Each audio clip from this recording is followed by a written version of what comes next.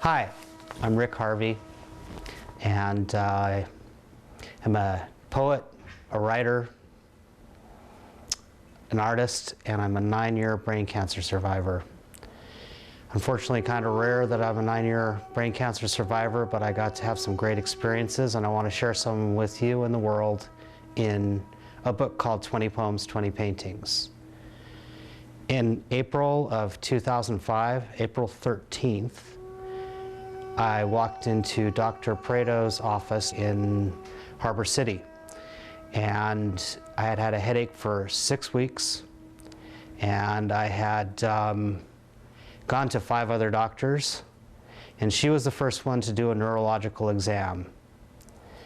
And she grabbed a pink pad of paper and she wrote CT scan of the brain and checks next to stat, and sent me to radiology.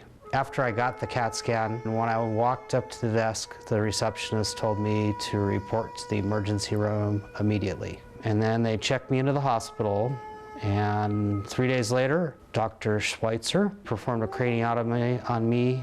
So it was a 5-centimeter brain tumor, and he took margin of brain tissue around it and closed me up, and I woke up in the critical care unit.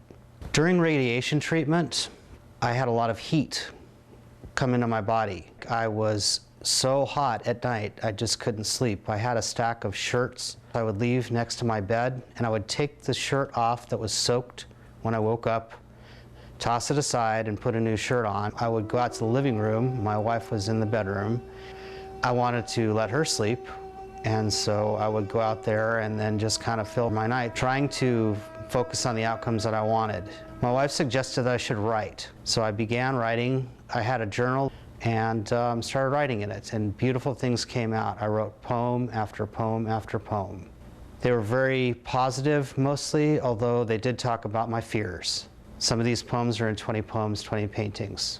And I began sharing them with fellow survivors, and it was helping those survivors to just really process what they were going through. In that process, it helped me to get through what I was going through. I decided in this time that I had too much to live for. I was going to stay alive. I didn't feel like I was going to die, even though I had this imminent possibility of death looking me in the face. So I began focusing on eating healthy, staying strong, and creative product, creating poems. These poems are what came out.